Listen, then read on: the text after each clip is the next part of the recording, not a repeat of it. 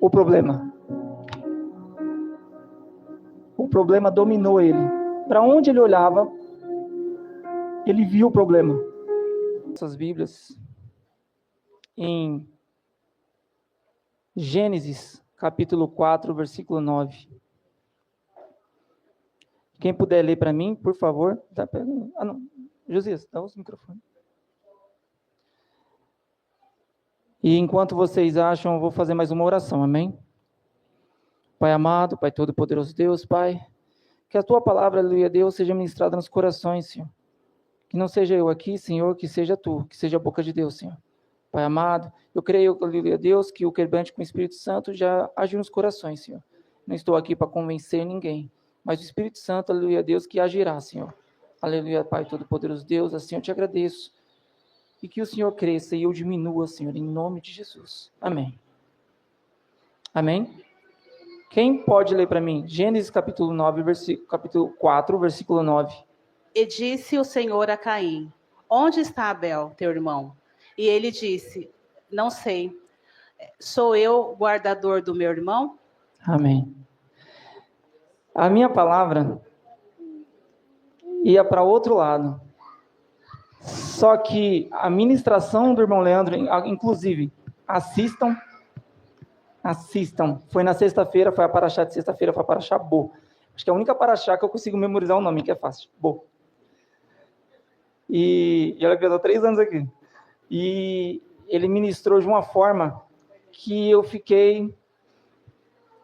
estou mastigando ainda, estou ruminando a palavra até agora. Foi muito conteúdo e deu para sentir o prazer que ele estava de ministrar. Dava para ver a empolgação que você estava como uma indignação, como um manifesto. E esse versículo foi o que bateu na minha cara e no meu coração. E é muita ousadia. Vocês já viram aqueles vídeos daquele pessoal que pega as ministrações, pega a palavra de Deus e se compara assim, se eu tivesse lá, sabe? E nessa hora que quando eu vi a gente lembra desse trecho, Caim é corajoso. Porque ele falou para o próprio Deus uma resposta, como se fosse uma criança birrenta. Sou eu o guardião do meu irmão? Tinha acabado de matá-lo. É muita coragem. E não é um elogio, não. É muita coragem afrontar o próprio Criador. É muita falta de gratidão. E eu acho que uma das fases mais controversas que um cristão pode falar, que é praticamente essa frase. Eu acho que a frase que eu mais ouvi é quando a pessoa fala: salvação é individual. E o texto, na Bíblia, não tem essa frase desse jeito. É um conceito, é uma ideia. Sim, a salvação é fundamentalmente individual, pois cada pessoa tem que confessar Cristo, tem que confessar Jesus, pessoalmente, assim como está em Romanos, né? Em Romanos está: se com tua boca confessares a Jesus como Senhor, em teu coração creres que Deus ressuscitou dos mortos, serás salvo.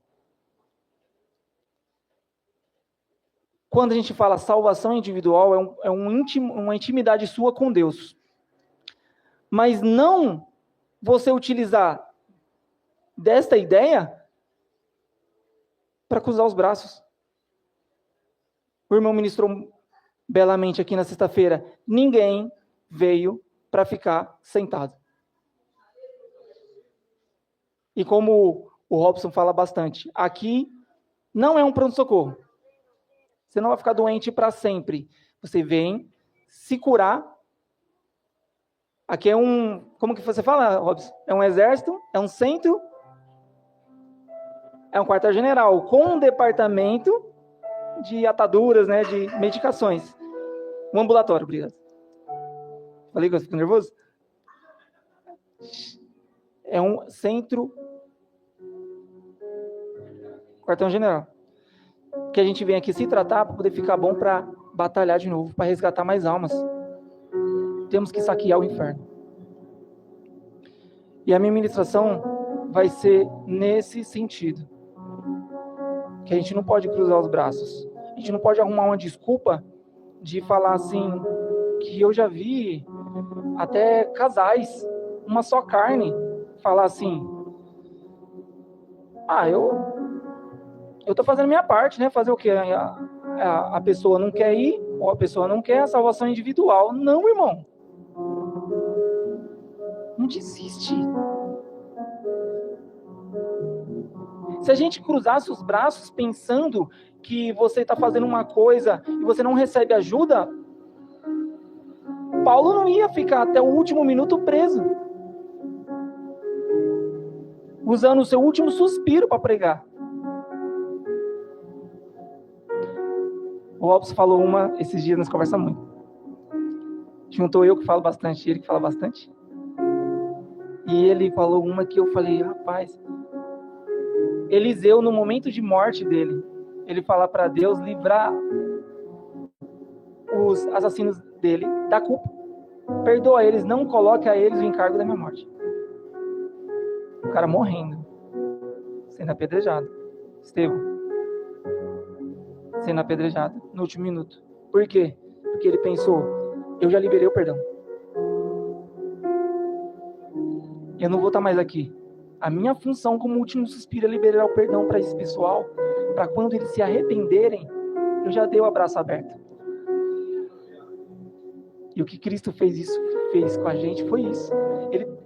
Ele tem, quando a gente fala graça, não é para você sair pecando à toa.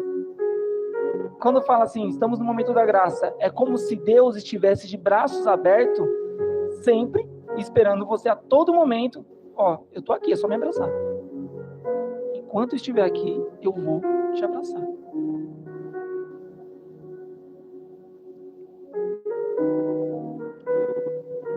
Porque as pessoas acham que tem, na verdade, que a Bíblia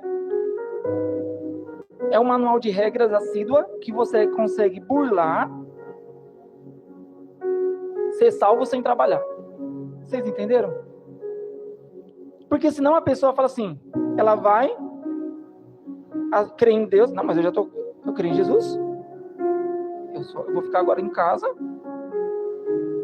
assistindo o The Chosen, no sofá,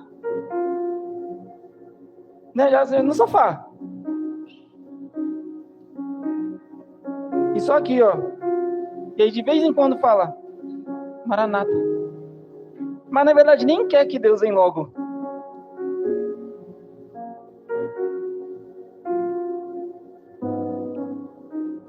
Quando a palavra fala assim, tem até o louvor que fala, eu tô que nem a Naya. Quando a gente ouve a pregação, lembra de louvor. Tem um louvor que eu até cantei na sexta-feira, inclusive eu errei bastante. Que é? Os teus sonhos são maiores do que os meus. Irmão, tem gente que tá assim, Deus não pode voltar antes de eu comprar meu carro.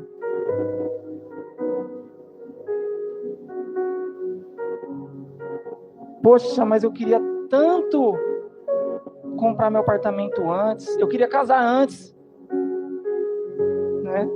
Os jovens assim, jovem é fogo, né? Tem jovem, bar mitzvah, vocês estão aprendendo. Poxa, mas eu queria perder a minha virgindade antes.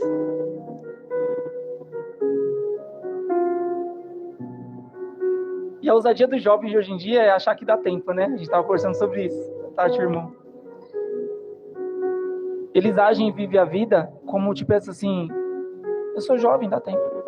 Eu conheço a palavra, tenho medo. Você crê em Deus? Creio. E aí? Não, mas hoje não. Você está sabendo até o dia da volta, então. Aí tem uma frase que veio na minha mente hoje de manhã. Se alguém precisa de ajuda, e isso não te incomoda, quem precisa de ajuda é você.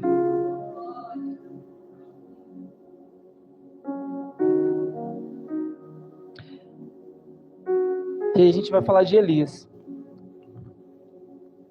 Vocês podem abrir as Bíblias em 1 Reis, capítulo 19, o versículo 1 ao 4. A gente vai começar pela dor de Elias. Quem puder ler para mim, por favor. 1 Reis 19, capítulo 1 ao 4.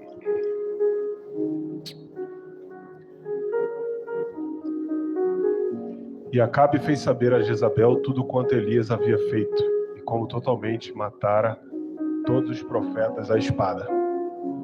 Então Jezabel mandou um mensageiro a Elias, a dizer-lhe: assim me façam os deuses, e outro tanto, se de certo amanhã, a estas horas, não puser a tua vida como a de um deles.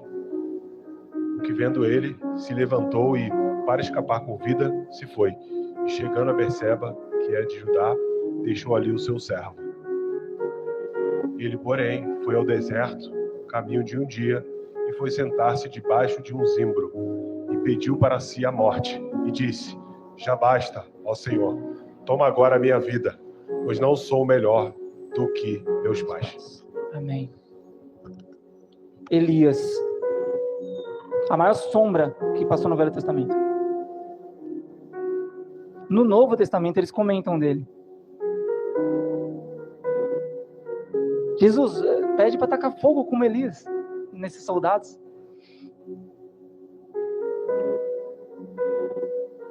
Elias, o famoso, poderoso e até temido Elias. Ele fugiu devido a uma ameaça. Foi uma mensagem que Jezabel mandou por meio de um mensageiro ainda. A palavra só fala isso. Dá-se a entender o que foi mais que ela falou. O que conseguiu amedrontar um homem que orava para Deus e descia fogo do céu para incinerar os seus inimigos? Não faz sentido. Um sopro derruba esse copo? Nunca. É pesado demais. Um sopro.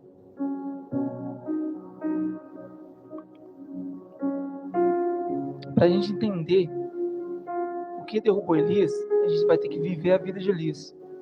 Então a gente vai falar lá desde o início o que aconteceu com Elias. Pode abrir 1 Reis, capítulo 17, versículo 1. Quem puder ler para mim, por favor. 17, capítulo 1. Só.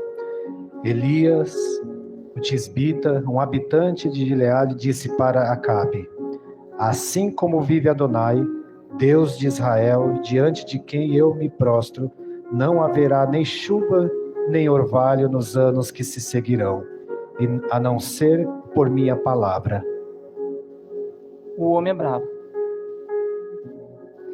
Ele nunca tinha aparecido na Bíblia. A primeira aparição dele é nesse versículo. Ele já chega com o pé na porta. Ele já chega com o pé na porta, já vai fechando o céu, já vai anunciando que vai vir uma seca, desafiando o Deus Baal. Porque naquele momento era uma época de muita apostasia. O povo de Israel estava idólatra. E o rei incentivava a adoração a esse Deus Baal. E aí Deus mandou Elias: vai lá ser a ponte entre eu e eles. Mostra que eu existo. Mostra que eu sou real e aquele Deus não é. Porque se ele for, destruo. E esse foi o primeiro milagre feito por Deus por meio de Elias. Ele fecha os céus.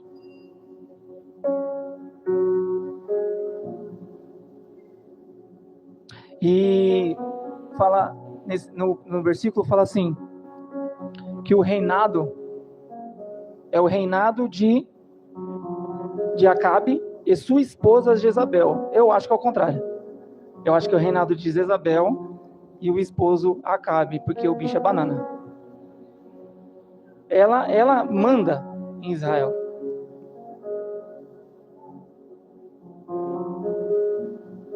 talvez, pela herança que ele veio, ele sabia do que era certo e o que era errado. Mas provavelmente ela falou, não, vai ser assim. Ele, tá. Tá bom. Vamos para o segundo milagre. Capítulo 17, o versículo 14 ao 16. Quem puder ler também.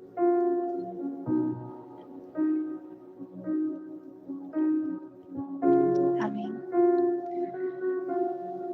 Porque assim diz o Senhor, Deus de Israel: a farinha da panela não acabará, e o azeite do jarro não faltará, até o dia em que o Senhor fizer chover sobre a terra.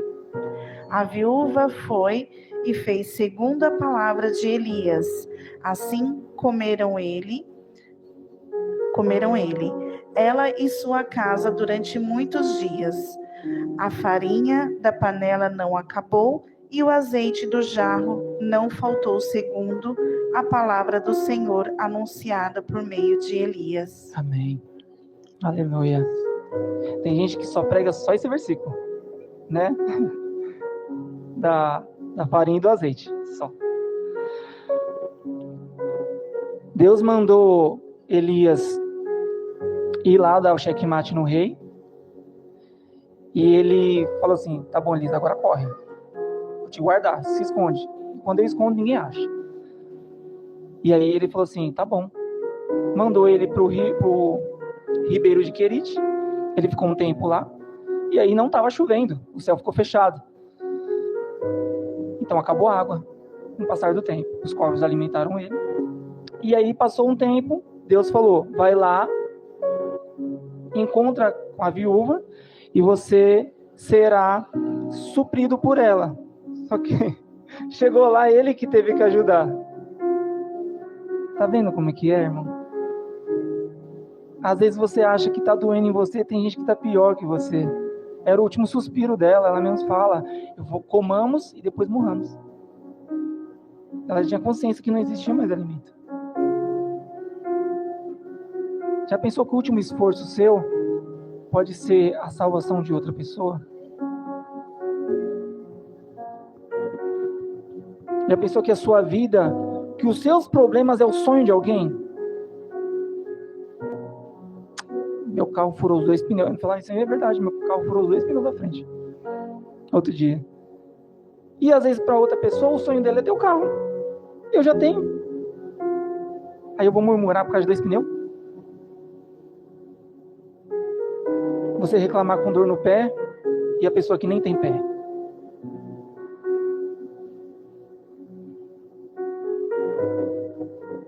E a gente tem que vigiar no que a gente fala.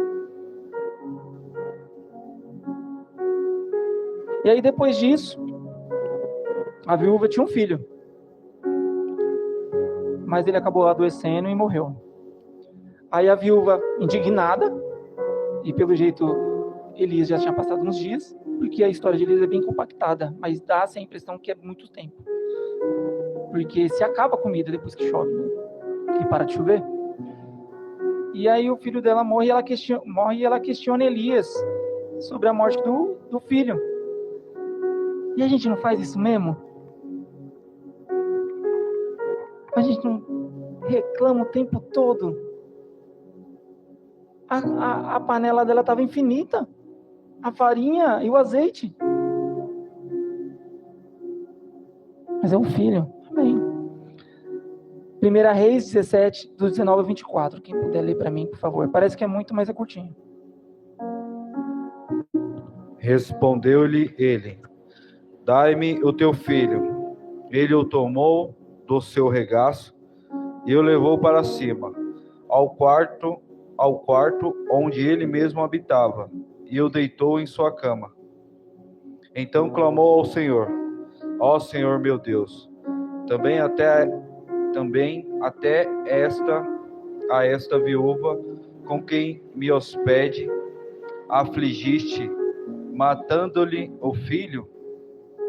Então se estendeu sobre o menino 3 vezes e clamou ao Senhor: ó Senhor meu Deus, rogo-te que a alma deste menino torne a entrar nele. O Senhor ouviu o clamor de Elias, e a vida do menino tornou a entrar nele, e reviveu. Então Elias tomou o menino, trouxe-o do quarto à casa e o entregou à sua mãe. Ele disse: Vês aí, teu filho vive. Então a mulher disse a Elias: Agora sei que tu és homem de Deus, e que a palavra do Senhor na tua boca é verdade. Amém. Eu achei engraçado que o filho dela morreu, e aí Elias, com o poder de Deus, fez o primeiro ato de ressuscitar alguém na Bíblia, né? E a frase dela, ela falou assim: agora eu conheço, agora eu creio que você realmente é homem de Deus. Tinha dúvida ainda? Faltava mais um milagrinho? E é assim a gente duvida até o fim. Aí a gente vem, pede a Deus, Deus até nos cura de doenças incuráveis. E aí você pega, porque o ser humano tem uma memória muito curta. Aí do nada você some, esquece, volta a praticar as mesmas práticas, e aí dói de novo. Aí você volta de novo, e Deus é misericordioso demais, porque Ele não é eu. E muitas vezes Ele cura de novo. Ou te salva. Um abraço aberto o tempo todo.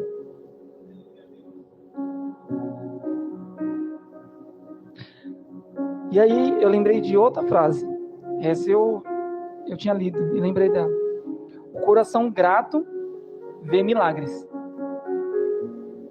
onde o distraído vê rotina. Se você, irmão, acha normal, na hora do seu almoço, ter comida no prato, você não agradece. Se você acha normal o ato de você acordar e você não ora para Deus e fala: obrigado, Deus, pelo meu suspiro.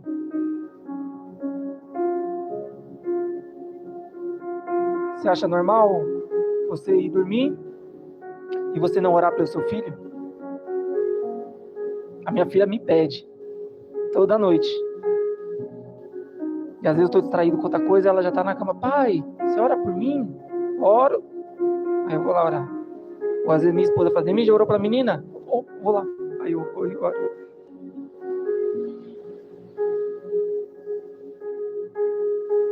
E Deus fala comigo muito por meio da minha filha. Tanto por ações quanto pela boca dela, que ela fala bastante também. A gente tem que ser grato. Aí depois disso, Elias está sendo procurado no reino todo já há bastante tempo. E ele se apresenta. Vai lá bater na porta.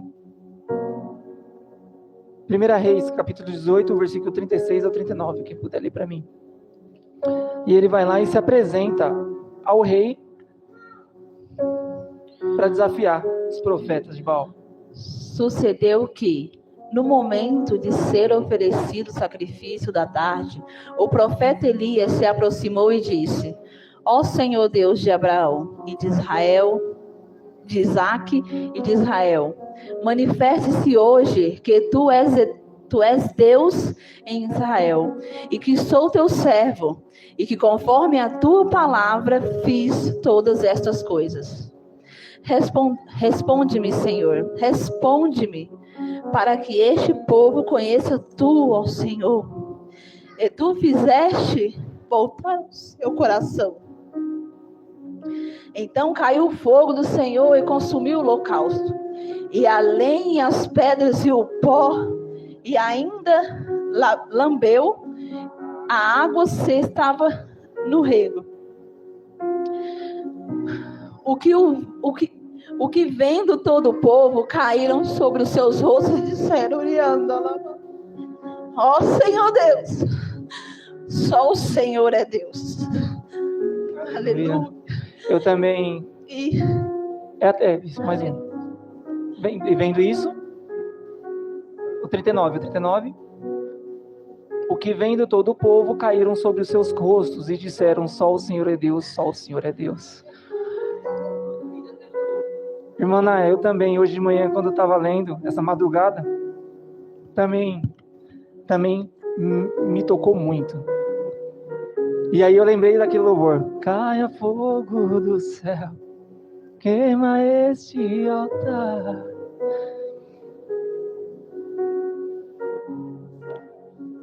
O povo, Elias foi e desafiou. Foi 1 versus 450.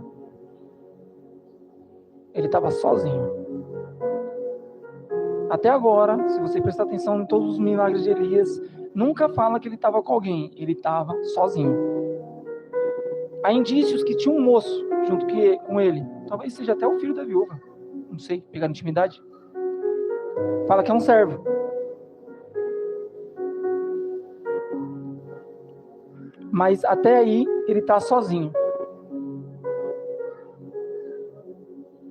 Sempre sozinho. Capítulo 18, versículo 41 ao 45. Então disse Elias a Acabe: sobe, come e bebe, porque há ruído de uma abundante chuva. E Acabe subiu a comer e a beber, mas Elias subiu ao cume do Carmelo e se inclinou por terra, pôs o seu rosto entre os seus joelhos, e disse ao seu servo: sobe agora e olha para o lado do mar. E subiu e olhou e disse: não há nada. Então disse ele: volta lá 7 vezes. Até o 45. Tá. E sucedeu que a 7ª vez disse: eis aqui uma pequena nuvem, com a mão de um homem, subindo do mar. Então disse ele: sobe e dize a Acabe: aparelha o teu carro e desce, para que a chuva não te impeça. E sucedeu que, entrando, os céus se enegreceram com nuvens e vento, e veio uma grande chuva, e Acabe subiu ao carro e foi para Jezreel. Amém. Quando fala vejo uma pequena nuvem, porque ele mede, né? De longe, né? É mais ou menos o tamanho da mão fechada. A nuvem estava longe. E aí a gente lembra aquele louvor, né? Eu vejo uma pequena nuvem, do tamanho da mão de um homem. Após o choque do fogo, ele destrava o sistema de irrigação da terra. E aí a gente volta para o ponto de partida, como eu comecei a história de Elias. Até aqui ele fez 5 milagres. 5 milagres. Ele e Deus. Mas só. 5 milagres.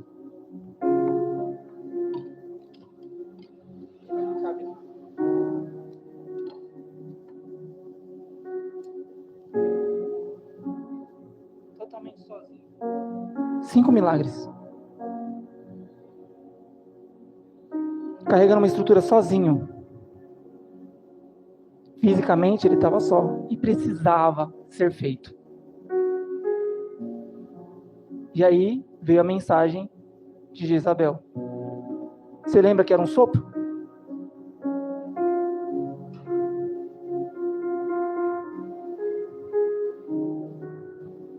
Vocês entenderam porque ele caiu? Vocês entenderam porque abalou a estrutura dele? O hardware dele superaqueceu. Ele não tinha com quem dividir.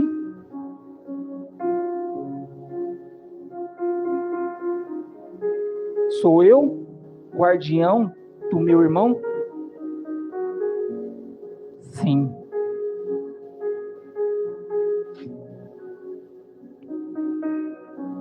Ele estava ao ponto de explodir. Jezabel foi só a gota d'água. Ele estava no limite. Se ele usasse a desculpa de falar assim: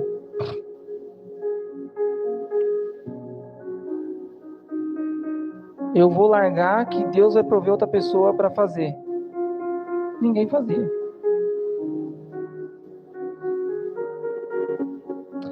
Era um tempo que a apostasia tinha dominado, era só idolatria. Ele estava como representante naquele lugar de Deus.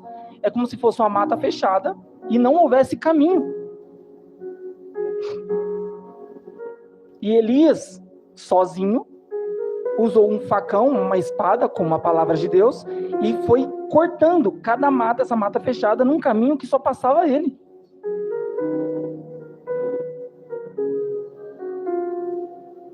Não existia caminho. E ele foi lá e fez esse caminho para poder chegar a Deus, ao povo.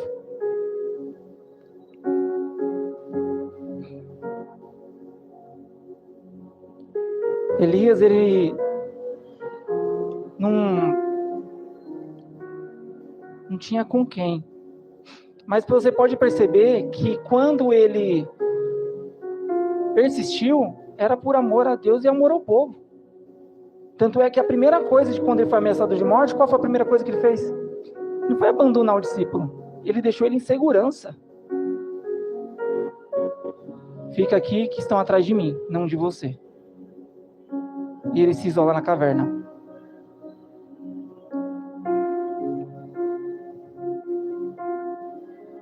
Vamos ver outro exemplo de gestão, só que agora de uma gestão de problemas perfeita. Gênesis capítulo 37, versículo 28. Essa é conhecida. José do Egito.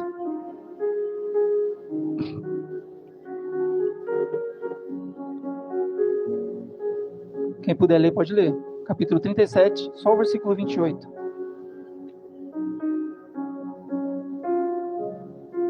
E ouvindo Rúben, livrou-os das suas mãos e disse: não lhe tiremos a vida. 28. 28? É. Passando, pois, os mercadores midianitas, tiraram e alçaram a José da cova, e venderam José por 20 moedas de prata aos ismaelitas, os quais levaram José ao Egito. Ele foi vendido, ele foi traído pelos próprios irmãos. Ele tinha todos os motivos para não confiar mais em ninguém. E como que ele geriu esse problema? Ele continuou.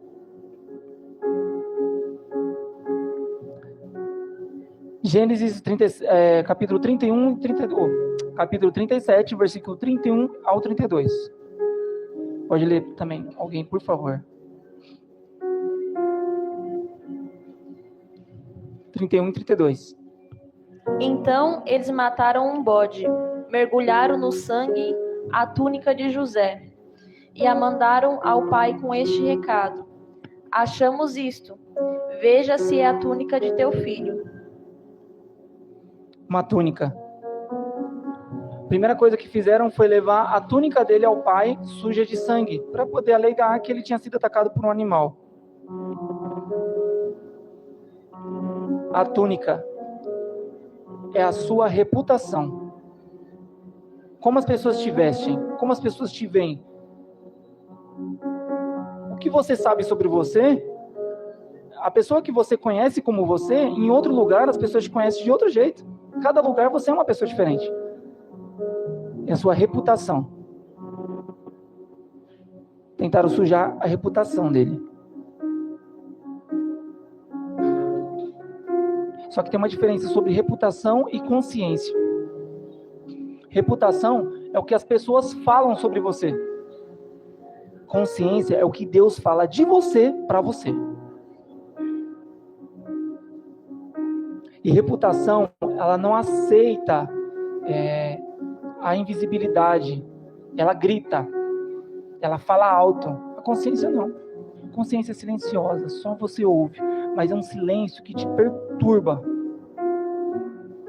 Você nem dorme. Gênesis capítulo 39, o 16 ao 18.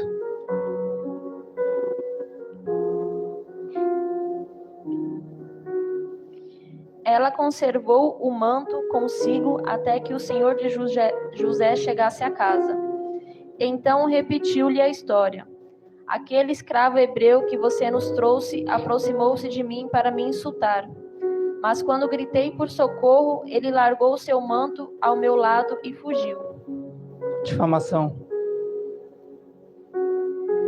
Tentaram ferir a honra dele.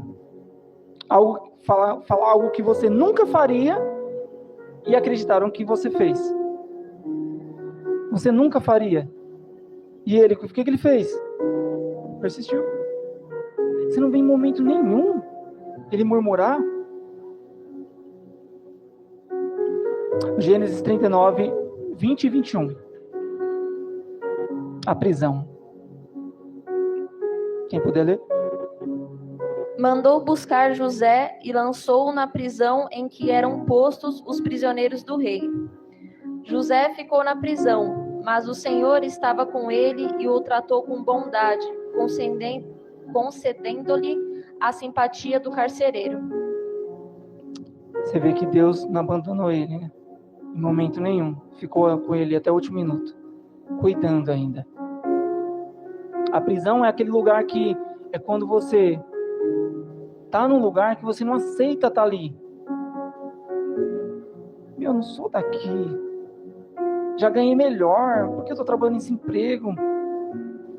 Já vivi bem. Por que eu tô com esse carro agora? É coisa que fere o seu ego.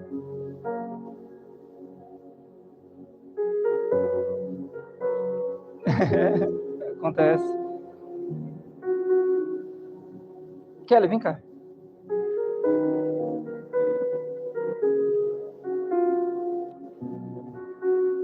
Fica assim para mim. E eu vou pedir para você, acho que eu vou contar até 5. Você olha para todo mundo na igreja e você tenta, ou qualquer lugar que você quiser, e tenta localizar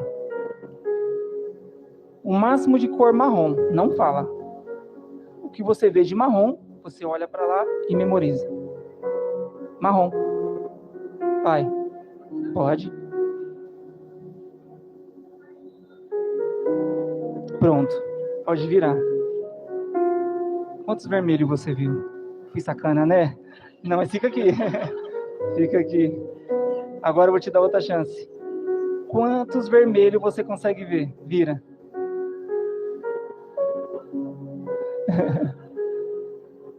Amém. Desvira. Agora eu vou perguntar um negócio para você. Quando eu falei para você procurar marrom e tinha pouco tempo, você quis muito vencer, não quis? Então teve muito bege que você considerou marrom, não teve? Tudo foi marrom? Me mostra o marrom. Beleza. Ali é quase bordô. Continua. Continua. Sim, outro tom de marrom. Isso, mas tá vendo? Mas você não tentou vencer? Vermelho. Quantos vermelhos você localizou? Só? Sim, mas amém, pode ser. Eu tinha que ter chamado outra pessoa, que ela é muito teimosa. Aí, o que acontece? Essa é uma visão de gestão de vencer. O que ele fez? O que José fez? Ele na prisão, a primeira coisa que o carcereiro gostou dele, deixou ele na gestão dos prisioneiros. Irmão, se a gente está lá, ele era o filho predileto. Túnica era uma coisa cara naquela época. Ele era bem. E aí ele foi para um lugar que ele não pertencia àquele lugar, ele podia estar budejando, reclamando. A comida. E a comida? É o que sobra. Quando tem. Sabe o que acontecia? Ele com essa gestão de quero vencer, não vou desistir. Ele via marrom onde não tinha marrom. Ele via vermelho aonde era um bordô, onde parecia um marrom. Não é vermelho. Essa pedra aqui, não é pedra não, serve como travesseiro. Toma, irmão, fica com esse travesseiro, fica com esse travesseiro, fica com esse travesseiro. Essa cuia aqui, não é uma panela. É a nossa panela, deixa guardadinha aí, limpa ela bem. na prisão daquela época. Não tinha nada. Imagina o tanto que ele teve que se virar. E foi anos. Ele quis vencer até o fim. Gestão de problema. Dá esse balde, Davi. O que ele fez? Quando você tem um problema, José fez assim. Isso é um problema. O que ele fez com o problema? Eu tenho esse problema. Está na minha mão o problema.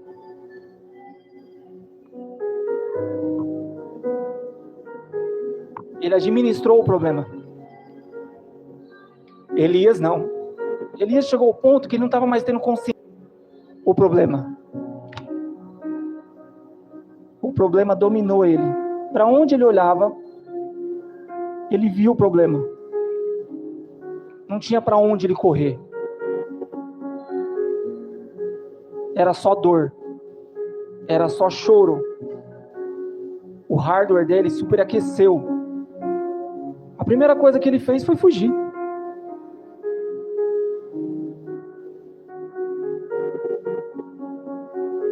A única coisa que não destabilizou nele foi o sentimento que ele teve compaixão com o servo. Vamos se deixar chegar nesse limite? Vamos deixar alguém chegar nesse limite? Sou eu o guardião do meu irmão? Sim.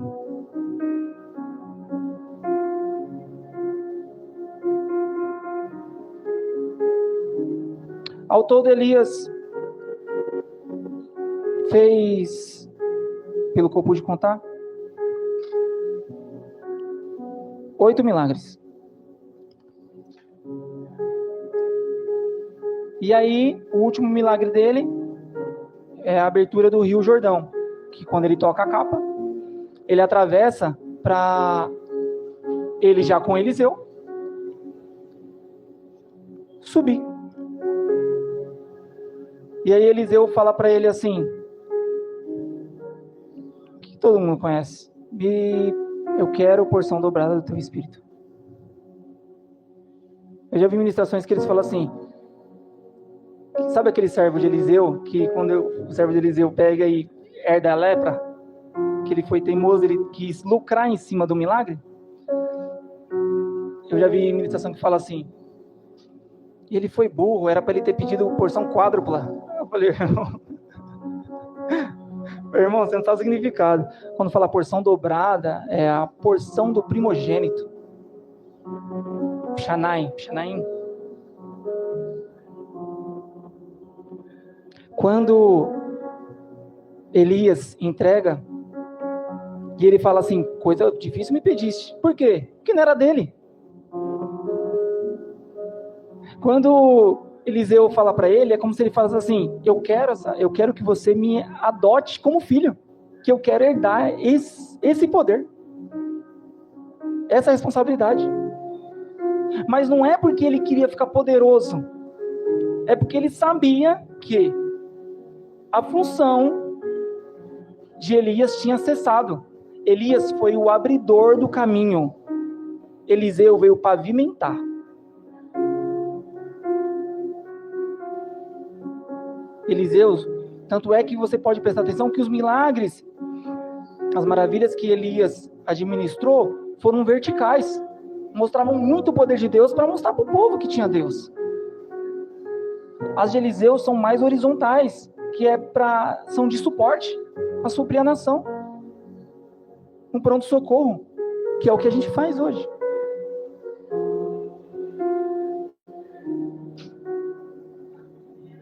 E aí quando ele fala assim, que ele quer, né, me adota. Ele fala assim, não é meu. Coisa dura me pediste, se você subir, traduzindo, ele quis dizer assim, ó, se o dono da unção aprovar, ele te passa. E aí vocês sabem, veio o carro de fogo, ele é arrebatado, e a capa cai sobre Eliseu, com a porção de Pshanaim, porção do primogênito. Lembrando de José, quando José, já como governador, e os irmãos dele já o reconhecem, ele dá a porção dobrada, no caso 5 partes por causa da quantidade de irmãos, para Benjamim, é o caçula. Não para o primeiro, mas sabe o que ele dá? Só para ver o que os irmãos dele iam fazer. Vamos ver se o espírito de Caim está neles ainda.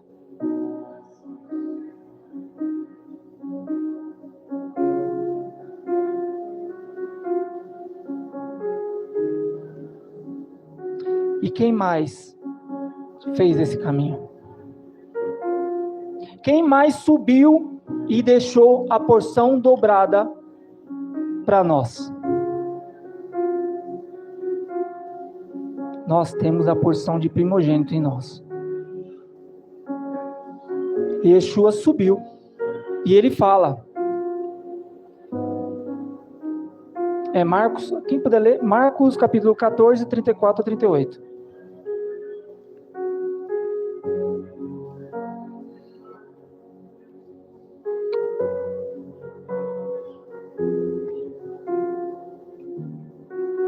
E disse: a minha alma está profundamente triste até a morte. Fica aqui e vigiai. Ele chama os discípulos.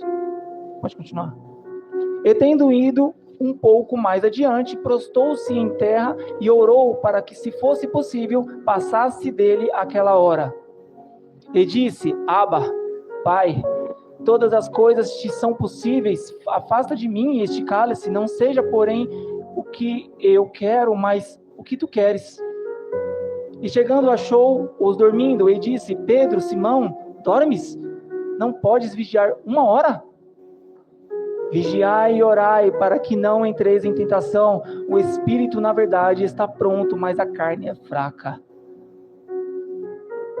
Igualzinho Elias, ele teve angústia. Só que diferente de Elias, ele fez o mesmo caminho, só que perfeito. O que ele faz? No momento de angústia dele, ele não ficou só. Ele chamou discípulos. Eu vou ali sofrer, vem sofrer comigo um pouco. Cuida da minha retaguarda que eu vou orar com o Pai. O caminho perfeito. Se você prestar atenção, a Bíblia inteira são relatos assim. Todas as demonstrações de milagres de Deus, se você se espelhar em Cristo, ele faz exatamente o mesmo caminho, só que perfeito.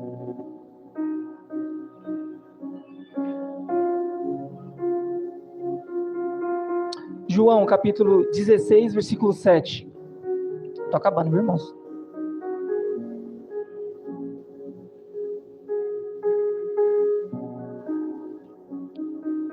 Todavia digo-vos vós a verdade, que vos convém que eu vá, para que, se eu não for, o Consolador não virá a vós, mas quando eu for, vô-lo enviarei.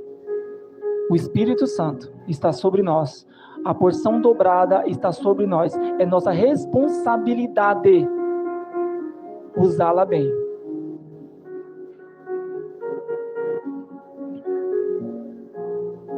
E aí eu vou finalizar falando aqui. Quem diz: eu cuido da minha vida e Deus cuida da deles. Isso é DNA de Caim, tá? José guardou o trigo não para ele, ele guardou para salvar os irmãos que o traíram. Você lembra de quem te traiu? Para você cuidar bem dele? É difícil. A salvação do teu próximo é sua responsabilidade de governo. Perdoar não é um favor que você faz. Perdoar não é um favor que você faz. Isso é manutenção de reino. Você não está fazendo favor, irmão. O evangelho não é para você se sentir bem. É para você não deixar o irmão morrer na ignorância. E aí eu te falo a frase que eu iniciei, para finalizar. Porventura sou eu o guardião do meu irmão? Sabe o que o Espírito diz às igrejas? Sim. E assim eu agradeço a minha oportunidade em nome de Jesus. Amém.